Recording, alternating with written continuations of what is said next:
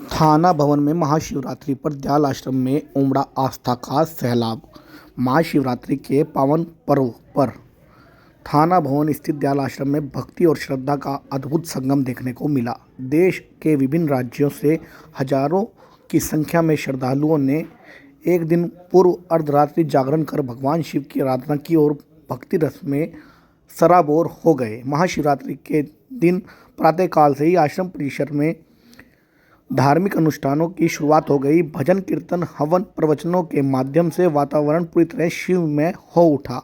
आश्रम प्रांगण में ही आयोजित कार्यक्रम में महंत स्वामी रामदेव महाराज ने श्रद्धालुओं को संबोधित करते हुए कहा कि गुरु के मार्गदर्शन के बिना परमात्मा की प्राप्ति संभव नहीं है। उन्होंने बताया कि मोक्ष की प्राप्ति और जीवन मरण के बंधन से मुक्ति के लिए मनुष्य को गुरु द्वारा बताए गए मार्ग पर चलना आवश्यक है। परमात्मा की शरण में जाने से ही मानव जीवन का कल्याण संभव है। प्रातःकाल श्रद्धालुओं ने विधि विधान से हवन में आहुति देकर विश्व के कल्याण की कामना की। इसके पश्चात आश्रम में विशाल भंडारे का आयोजन किया गया, जिसमें हजारों की संख्या में पहुंचे श्रद्धालुओं ने प्रसाद ग्रहण किया। श्रद्धालुओं का कहना है कि ऐसे धार्मिक अनुष्ठान हिंदू संस्कृति को सुदृढ़ करने के साथ समाज को आध्यात्मिक चेतना का संचार करते हैं, इसलिए इस प्रकार के कार्यक्रम निरंतर आयोजित होते रहने चाहिए। अमृत बरसेगा, नाम से प्यार अमृत बरसेगा, बरसेगा भाई बरसेगा, बरसेगा भाई बरसेगा। ऐसी मस्ती से गाते जा रहे थे। जिस नगर से निकले संजोगवश उसी नगर के अंदर एक राजा का महल था। राजा ने ऊपर से देखा तो अपने मंत्री को बुलाया कि भैया ये क्या हो रहा है। ये नीचे एक लाल कपड़े धारण और उसके पीछे दो चार सफेद कपड़े धारण करके और उसके पीछे कुछ समाज के लोग नाचते झूमते गाते जा रहे, क्या है। मंत्री ने बड़े ध्यान से देखा कि महाराज क्षमा करना, ये अपने जीवन की मस्ती ले रहे हैं। मस्ती ले रहे हैं, कहते मस्ती कैसे मिलती है, इस मस्ती को कैसे लिया जाता है। हमने सुना इस आनंद को लेने के लिए, इस मस्ती को लेने के लिए पता नहीं लोग कितना तड़पते हैं। कहने लगे एक काम करो, इन संतों को बुला के लाओ। अब संत को बुलाया, प्रणाम किया, कहते महाराज मैंने आपको देखा, आप इतनी मस्ती से परमपिता परमात्मा के नाम का आनंद, आप परमात्मा के नाम को जो ले रहे थे, हमारे से तो कभी लिया नहीं जाता। कहते राजा साहब, आप जब तक मस्त नहीं होगे ना, तब तक आप उस परमपिता परमात्मा का नाम ले नहीं पाओगे। आप व्यस्त भी नहीं हो, आप हो अस्त, और अस्त व्यक्ति हमेशा मुरझाया रहता है। जब सत्संग में बैठेगा ना, ऐसे बैठा रहेगा मुरझाया हुआ, या तो उसको भूख सताएगी या प्यास सताएगी या टांगों में दर्द इतनी हो रही होगी, वो सोचेगा किस तरह निकल के बीच में से भागूं। और माताएं तो हमारी ये सोचती है सबसे आगे बैठकर बीच में से उठे तो गड़बड़, आवाज इन्हीं के नाम की जानी है। अस्त व्यवस्था में और किसी ने कह दिया श्री राम जय राम जय जय राम, श्री राम जय राम जय जय राम। तो पीछे वाले आस्ते हैं, आगे वाले थोड़े व्यस्त हो गए हैं। कहेंगे भाई 3 श्रेणियां हैं, इन 3 श्रेणियों को जिसको ज्ञान हो गया, समझ लो जीवन के अंदर मस्ती आ जाएगी, नहीं तो नहीं आ पाएगी। कहते इसका ज्ञान कैसे होगा, कहते इसका ज्ञान लेना है तो राजा सिंपल कपड़े पहन और चल मेरे साथ, मैं तुझे इसका ज्ञान देता हूं। राजा ने कहा भैया इस बात का उत्तर तो मैं लेकर रहूंगा। कहते क्या करें, कहते उसने बिल्कुल एक साधारण मनुष्य वाले कपड़े पहने और कपड़े पहन के उसके साथ चल दिया। थोड़ी आगे चले, एक गांव से दूसरे गांव पहुंचे तो वहां एक बहुत भव्य निर्माण चल रहा था। निर्माण था मंदिर का। 3 मजदूर वहां पर अपनी तुड़ाई का काम कर रहे थे। महात्मा ने इशारा किया कि राजा इन तीनों के पास जा, अलग अलग पूछ क्या कर रहे हैं। पहले के पास पहुंचा, हाँ भाई तुम क्या कर रहे हो। कहते महाराज दिखता नहीं, अपना खून पसीना तोड़ रहा हूं। दूसरे के पास गया, कहते हाँ भाई क्या कर रहे हो। कहते जी बात ऐसी है, भगवान ने बीवी बच्चे दिए हैं, उनको पालन के लिए मजदूरी कर रहा हूं। मजदूरी करूंगा तो 2 पैसे मिलेंगे, उससे मैं पालन पोषण करूंगा। तीसरे के पास गया, मैं क्या कर रहे हो। कहते अरे भाई साहब क्या बताऊं, मेरे तो बड़े सुंदर भाग्य हो गए। कहते क्या हो गया। कहते परमपिता परमात्मा ने अपना मंदिर बनाने के लिए मेरे को चुना और मंदिर का निर्माण भी मेरे हाथों से करवा रहा है और साथ में मेरे घर के पालन के लिए मजदूरी भी दे रहा है। तीनों की बात सुनी तो राजा गुरुदेव के पास दोबारा पहुंचे, कहने लगे हाँ भाई क्या सुन के आए? तीनों ने क्या कहा? कहने लगे एक ने तो कहा अपना सिर फोड़ रहा हूं पत्थरों से, दूसरे ने कहा परमपिता परमात्मा ने जो पालन पोषण करने की जिम्मेदारी घर की दे रखी है उसका मजदूरी कर रहा हूं, तीसरे ने कहा कि बड़ा आनंद आ गया परमपिता परमात्मा अपना घर भी बनवा रहे हैं और मजदूरी भी दे रहे हैं। कहते एक बात बता, जब तीनों के तीनों एक ही काम कर रहे हैं, काम क्या कर रहे थे तीनों? पत्थर तोड़ने का या पत्थर बनाने का, और तीनों के जवाब अलग अलग क्यों थे? कहते मुझे समझ नहीं आया। कहते बस इतनी बात समझने वाली है, जिसने पहले तुझे कहा कि मैं सिर फोड़ रहा हूं तो समझ ले वो अपने जीवन में अस्त है, और जिसने कहा कि बीवी बच्चे पालने के लिए मैं मजदूरी कर रहा हूं तो समझ ले वो व्यस्त है, और जो परमपिता परमात्मा के नाम की धुनी में मस्त है तो समझ ले वो मस्त है। तीनों व्यक्ति एक ही काम कर रहे हैं। आप लोग जितने भी यहाँ बैठे हैं ना, तीनों श्रेणियां आप में मौजूद हैं। मैं देख रहा हूं आगे वाले थोड़े मस्त हैं, बीच वाले थोड़े मोबाइल में व्यस्त हैं, और पीछे वाले बिल्कुल, ये जो पीछे जो बैठते हैं ना वो इसलिए बैठते हैं कि हमें कुछ करना ना पड़े, ना कीर्तन करना पड़े ना भजन करना पड़े, और जैसे ही घंटी बजे भंडारे का टाइम हो गया सबसे पहले पंक्ति में जाके हम बैठे और खाए। तो श्री राम जय राम जय जय राम। तो यहाँ भवानी शंकरो वंदे श्रद्धा विश्वास रूपिणो, श्रद्धा की बात चल रही थी। जब तक हमारे जीवन के अंदर वो श्रद्धा ही प्रकट नहीं होगी तब तक हम कुछ कर सकते हैं? कभी कुछ नहीं कर सकते। क्यों? कारण है उस श्रद्धा को जागृत करने के लिए हमें पहला साधन मिला, प्रथम भक्ति संतन कर संगा, और दूसरी रतिमम कथा प्रसंगा। कर रहे हो ना? क्या क्या कर रहे हो? प्रथम भक्ति कर रहे हो ना, दूसरी वो भी कर रहे हो, परमपिता परमात्मा की कथाओं को सुन रहे हो, और गुरु पद पंकज सेवा तीसरी भक्ति अमान। ये आजकल छूट गई। कहो सच्ची, कौन गुरु की भक्ति कर रहा है? कोई नहीं कर रहा। बड़ा मुश्किल होता है गुरु के दिए मंत्र की माला जपने। कहते चलो आज एक कर लेते हैं, बाकी शाम को कर लेंगे। हाँ देखो, गुरुदेव जिसको भी मंत्र देते हैं साथ में एक बंधन देते हैं। क्या? किसी को कह देते हैं 7 माला जपनी है, किसी को कह देते हैं 5 माला जपनी है, लेकिन प्रत्येक जीव उन 7 की 7 माला को नित्य कर नहीं पाता हो। सुबह सुबह उठ के काम में उलझा हुआ देख के फटाफट एक मंत्र कर लेता है, और शाम को बैठ के होती नहीं, और कुछ तो अपने मन के भाव बना लेते हैं। कहते क्या? कहते गुरु ने मंत्र दिया हमें जपना ही तो है, हम काम करते करते भी जपते रहेंगे, और गुरु ने आज्ञा दी बैठकर। क्यों? मन एवं मनुष्याणाम कारण बंधन मोक्षता। आप परमपिता परमात्मा का अगर बैठ के भजन नहीं करोगे आपका मन स्थिर हो ही नहीं सकता। मन को स्थिर करने के लिए आपको एक टक बैठना पड़ेगा, गुरु का ध्यान करना पड़ेगा, और फिर उस गुरु मंत्र की माला को जपना पड़ेगा। तब आपका मन स्थिर होगा, और फिर आपको जो चाहिए फिर उससे कल्याण होगा, उससे पहले नहीं होगा। इसलिए कहा गुरु आज्ञा माने नहीं, चले अटपटी चाल। अब गुरु ने तो जो आज्ञा दे दी, मानना ना मानना तो आपका काम है, और अंत समय में क्या होगा? फिर वही बिलखते चिल्लाते अपने जीवन से गोविंदाए ऐसे चले जाओगे। इसलिए गुरु आज्ञा को मानना बहुत जरूरी है। और गुरु किससे जोड़ता है? आप गुरु के पास आए तो गुरु ने किसको जोड़ा? भगवान शंकर से आपको जोड़ा। शंकर क्या है? विश्वास।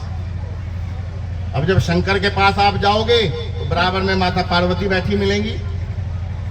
वो क्या है? वो श्रद्धा। अगर आपके प्रति वो श्रद्धा है, जिस श्रद्धा की मैं बात कर रहा हूं, श्रद्धा इतनी आसान चीज नहीं, इतनी आसानी से नहीं मिल जाती। अगर श्रद्धा किसी के जीवन में आ जाए तो उसके अधीन तो बादशाह तक भी आ जाते हैं, और बादशाह छोड़ो, गुरु तो उसके अधीन हो ही जाते हैं, परमात्मा भी उसके अधीन हो जाते हैं। श्रद्धा अगर जागृत हो जाए, पर हमारे अंदर अभी श्रद्धा ही तो जागृत नहीं हुई। जब हम कहें श्री राम जय राम जय जय राम, तो आधे तो देखते हैं और आधे बोलते हैं। देखो अभी भी आवाज नहीं आई। श्री राम जय राम जय जय राम, जोर से बोला करो, यही तो श्रद्धा है। 2-4 मिनट सत्संग की घड़ी है आपकी, उसके बाद भंडारा खा के घर को जाना, फिर कुछ काम आने वाला नहीं है।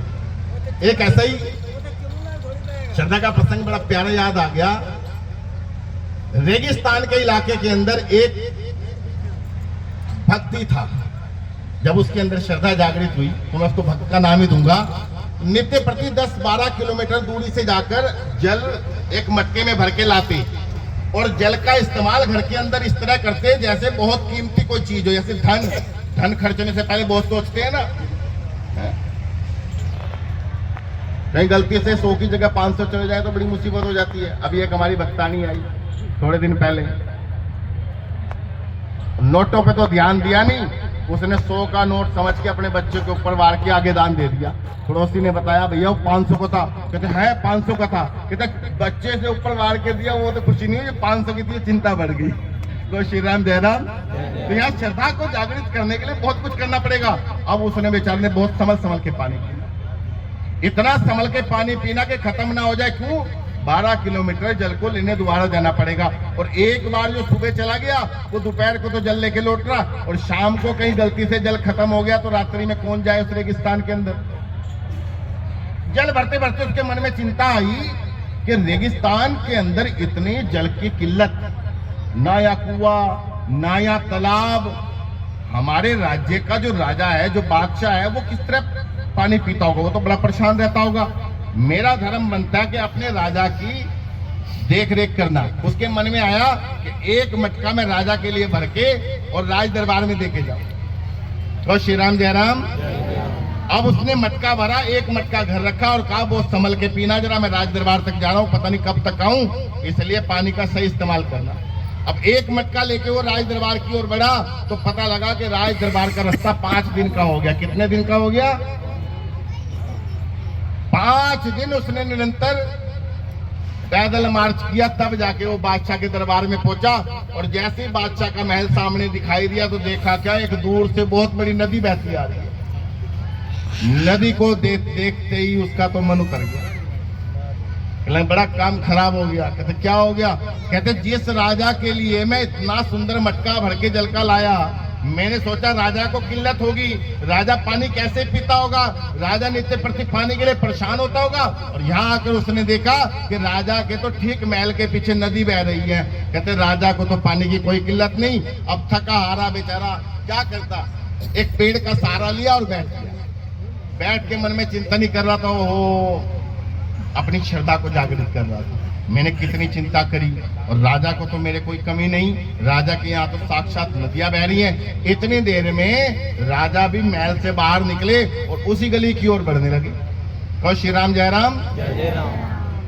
और जब देखा एक व्यक्ति थका आ रहा पेड़ के नीचे बैठा, मंत्री को भेजा, जा भाई देख कौन है ये।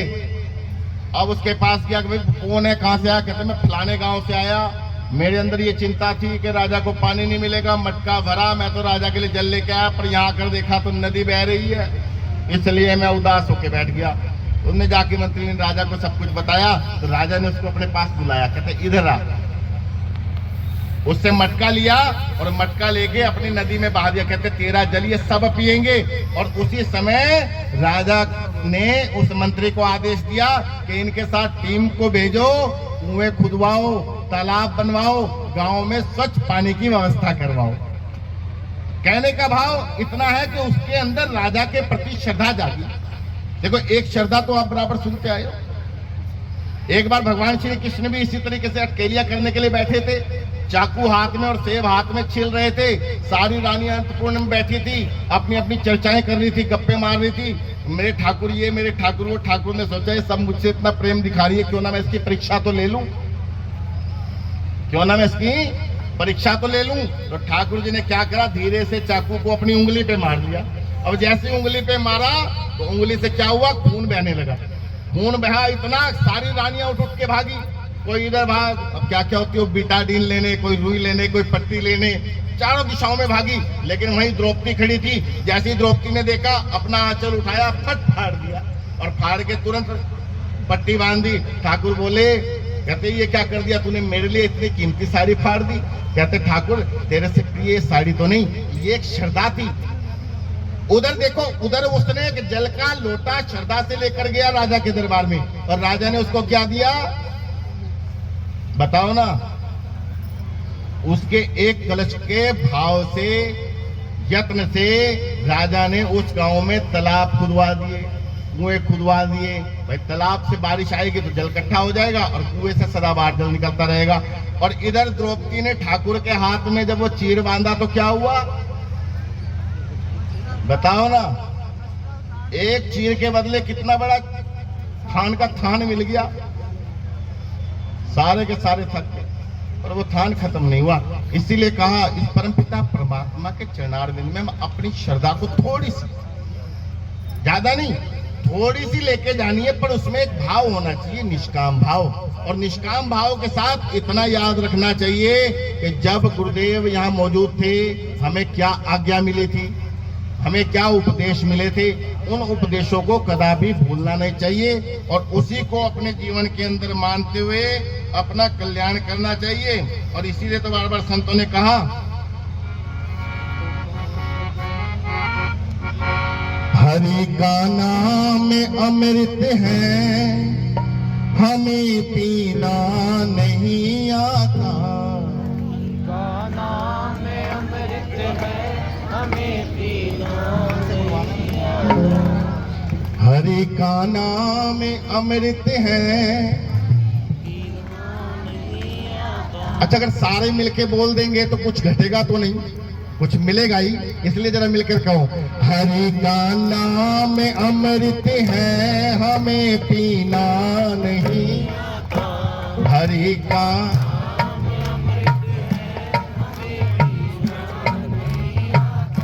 हमें पीना नहीं आता, हमें पीना नहीं आता।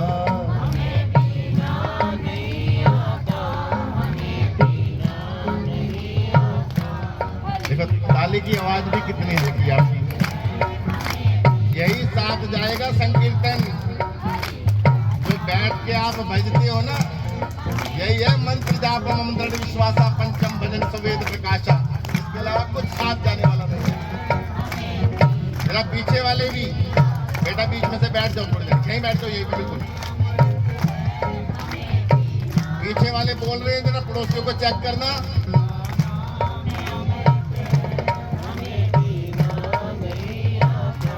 हमें पीना नहीं आता, हमें पीना नहीं आता।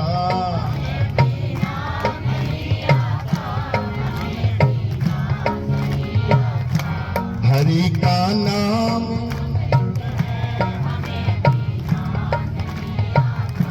हरि का नाम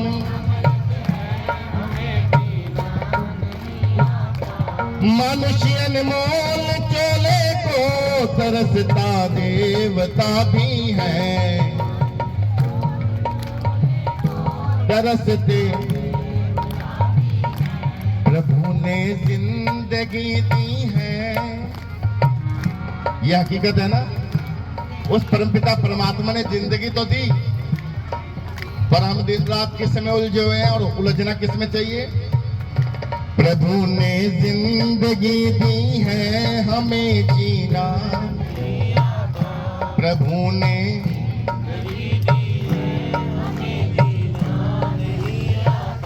प्रभु का नाम अमृत है।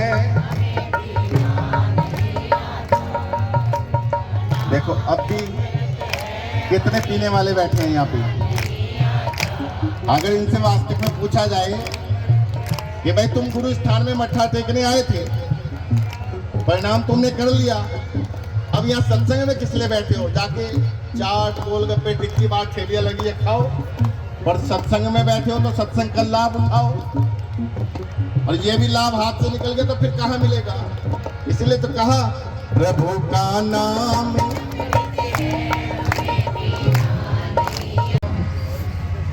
अब देखो आप लोगों की खुद की जिम्मेदारी है कि थोड़ी देर के लिए, क्योंकि ज्यादा देर मैं भी नहीं कहूंगा,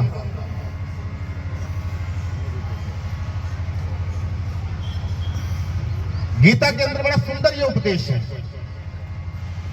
बस समझने वाली बात है कि ये मैया सत्ता कि अपनी आसक्ति अपने मन पे लगाओ, अपनी आसक्ति पूरी अपने मन पे लगा दो। हे अर्जुन, अगर तुम्हें अपने जीवन के अंदर कुछ कल्याण करना है, बेस बढ़ा दो। अगर अपना जीवन का कुछ कल्याण करना है तो अपनी पूर्ण रूप से आसक्ति को अपने मन पे लगा दो। मन कहाँ है? यहां पर। वैसे पुरुषों के तो मन के पास ही जेब भी होती है, वो तो उसी पे ध्यान लगा के रखते हैं, लेकिन यह भगवान श्री कृष्ण कुछ और बात कहना चाह रहे हैं, थोड़ी समझने वाली बात है। आसक्ति कहां लगानी है भाई? देखो, हम अपने जीवन के अंदर किसी के प्रति आसक्ति नहीं होंगे, हम उस ओर जा ही नहीं सकते। हमने अपने जीवन की आसक्ति कहीं ना कहीं तो लेकर जानी है। किसी की व्यापार में आसक्ति है तो सुबह उठते ही वो कुछ नहीं देखेगा, फटाफट नहाएगा, धोएगा, घर में कहेगा फटाफट जलपान दो, दुकान का टाइम हो गया, दुकान खोलने का टाइम हो गया। क्यों? उसकी आसक्ति दुकान पर बन चुकी है, इसलिए वो नित्य प्रति उठता है और क्या करता है? दुकान की ओर भागता है। माताओं की आसक्ति बन चुकी है घर की सफाइयों में भोजन के बाद, कहते हैं घर वाले भी फटाफट नाश्ता पानी करें और दुकानों पे जाएं, जगह थोड़ी वेल हो तो हम अच्छी तरह सफाई करें। ये आसक्ति है नित्य प्रति, जो हम कर्म को नित्य प्रति जागते करते हैं, यानी हमारी आंख खुली और हम तैयार किसके प्रति? हमारी आसक्ति के प्रति। दिन रात इसी आसक्तियों में घूमते रहते हैं। किसी को बाजार जाना हो तो पहले से प्लानिंग बन जाती है, तो सुबह उठ के बाजार जाना है, कहते घर खाली हो, हम अपने काम निपटाए, फटाफट बाजार भागे, बाजार में आसक्ति बन गई। पर यहाँ भगवान कृष्ण कह रहे हैं कि अर्जुन अपने मन में तो आसक्ति कर, पर एक बात का ध्यान कर, अपने मन को कहीं ऐसी जगह आसक्त कर जहां तेरा कल्याण हो सके। अपने मन को कहीं ऐसी जगह आसक्त कर जहां तेरा कल्याण हो सके। और आप लोग अगर यहां बैठे हो, किस कारण से बैठे हो? आपकी कहीं ना कहीं तो आसक्ति है ना। बिना आसक्ति के तो आप यहां तक पहुंचे नहीं। तो आसक्ति कहां थी? कि गुरु स्थान पर हर साल महाशिवरात्रि का यह सुंदर कार्यक्रम होता है। करना क्या है? वहां बैठकर सत्संग करना है, गुरुओं को मत्था टेकना है, गुरुओं को प्रणाम करना है। लेकिन गुरुओं के पास आने के बाद एक काम और है जो करते नहीं, गुरु की आज्ञा का पालन ना करना। इसीलिए कबीरदास जी ने लिखा, गुरु आज्ञा माने नहीं। अच्छा, गुरु ने जब भी किसी को उपदेश दिया, क्या कहा? बेटा नाम जप और सेवा कर। इसके अलावा गुरु ने कुछ कहा? या ये कहा कि लड़ाई करो? नहीं कहा। ये कहा प्रपंच करो? नहीं कहा। तो जो गुरु ने हमें आज्ञा दी नहीं, हम दिन रात उसी को करने में व्यस्त हैं। तीन प्रकार की श्रेणी है ना, अस्त, व्यस्त और मस्त। ये तुम्हारे ऊपर निर्भर करती है, तुम अपने जीवन में अस्त हो या व्यस्त हो या मस्त हो। तो गुरु ने कहा कि भैया परमपिता परमात्मा का नाम जप। नाम जपने से क्या होगा? कलयुग केवल नाम आधारा और सिमर सिमर नर उतर ही पा रहा। आज सच बताओ, जिन्होंने भी गुरु मंत्र ले रखा, कितना नाम जप लेते हो? बिल्कुल भी नहीं जपा जाता। और गुरु ने दूसरा आदेश क्या दिया? सत्संग करो। अब सत्संग का मतलब ये नहीं कि 5 सहेलियां इकट्ठी हुई और ढोलक उठाया, चिमटा उठाया, कीर्तन करने शुरू कर दिए। ये सत्संग नहीं है। हाँ, इसको छोटी सी भाषा में हम संकीर्तन तो कह सकते हैं, हरे नाम हरे नाम हरे नामे केवलम कलो ना सत्यव गतिरन्यता। लेकिन नित्य प्रति जब हम बैठकर इस तरह कीर्तन करते हैं तो हमारी आसक्ति परमात्मा से हटके अहंकार की ओर चली जाती है। अहंकार टूटने का साधन क्या है? सत्संगत। सठ सुधरई सत्संगति पाई। अपने आस पास का कोई संतों का स्थान देखो। गुरु अपने हृदय में धारण करके, आपको गुरु मिले, गुरु को अपने हृदय में धारण करके और गुरु के प्रति श्रद्धा भाव आस्था रख के आप कहीं भी जाके संतों का सत्संग सुनोगे तो कल्याण होगा। आप ये सोचे कि हमें गुरु मंत्र मिल गया, हमारे गुरु ये हैं, गुरु के नाम पे हम नाच लेते हैं, कूद लेते हैं, उछल लेते हैं, खाली उससे कल्याण होने वाला नहीं है। हाँ, उससे एक बात तो जरूर है, आपका शरीर स्वस्थ रहेगा। भाई जितना नाचोगे क्या होगा? शरीर खुल जाएगा, नाड़ियां खुल जाएंगी। उसके बाद क्या करना चाहिए? उसके बाद बैठ के गुरु का ध्यान करना चाहिए, गुरु का नाम जपना चाहिए। वो होता नहीं। अभी मैं देख रहा था जब हम आए बड़े आनंद से सब नाच रहे थे। उसके बाद इस बालक ने बड़ा सुंदर भजन सूफी अंदाज में गाया, बड़ा अच्छा लगा। लेकिन सबको मैं देख रहा था बिल्कुल ऐसे के बैठे थे जैसे कि बस फटाफट भंडारा मिल जाए और हम घर को। और जिससे जोड़ा, देखो सबसे पहले किससे जोड़ते हैं? गुरुदेव भगवान, देवादिदेव महादेव से, उन्हीं की चर्चा चल रही थी। और रामचरितमानस के अंदर दूसरा श्लोक क्या है? भवानी शंकरो वंदे श्रद्धा विश्वास रूपिणो। का क्या मतलब हो गया कि श्रद्धा विश्वास के रूप जो अवतार है वही कायम करने के लिए सारी जिंदगी लग जाती है, पर वही कायम नहीं हो पाता। हकीकत बात है। हम दिन रात अगर प्रयास करें अपनी श्रद्धा को जागृत करने का, हो ही नहीं पाएगी। क्यों? क्योंकि हमें देखने की आदत पड़ गई है। बस सामने वाला नाच रहा है, हम पीछे पीछे देख रहे हैं। सामने आया, किसी ने कहा नाम जपो, उसको ऐसे देख रहे हैं, क्या कह रहा है यार? तुम सत्संग में बैठे हो या प्रपंच में बैठे हो, इस चीज का चिंतन करना चाहिए। एक संत बड़ी मस्ती से जा रहे थे गाते हुए, और यही गा रहे थे,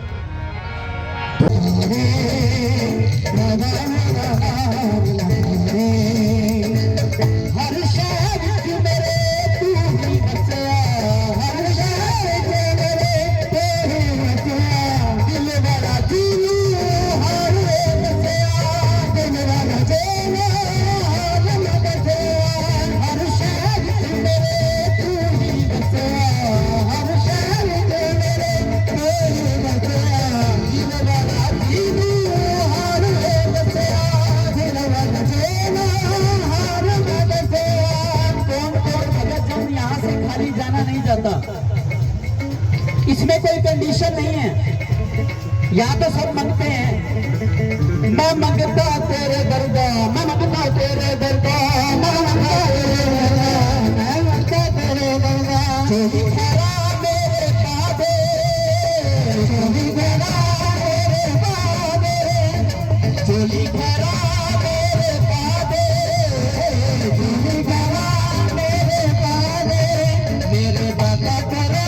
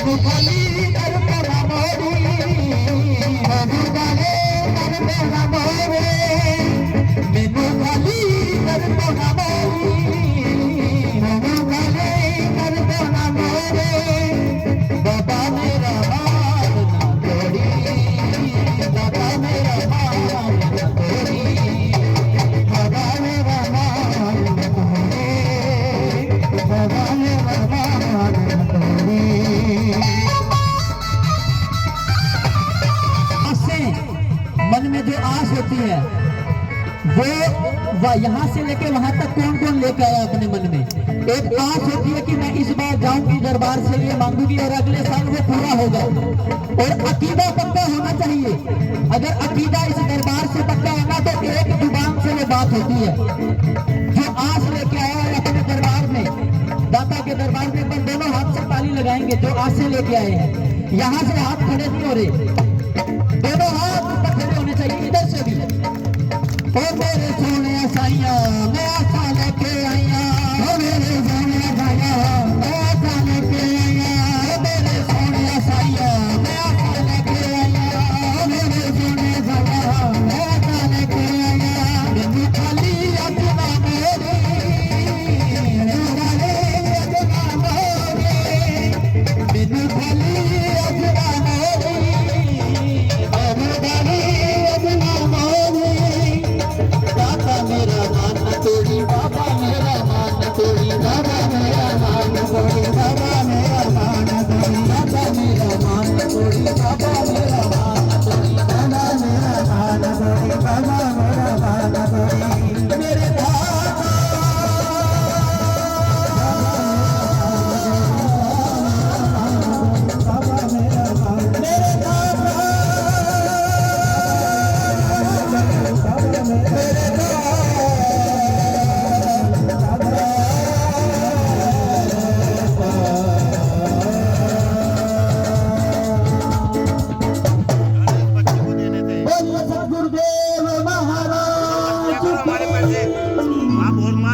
दिखा दो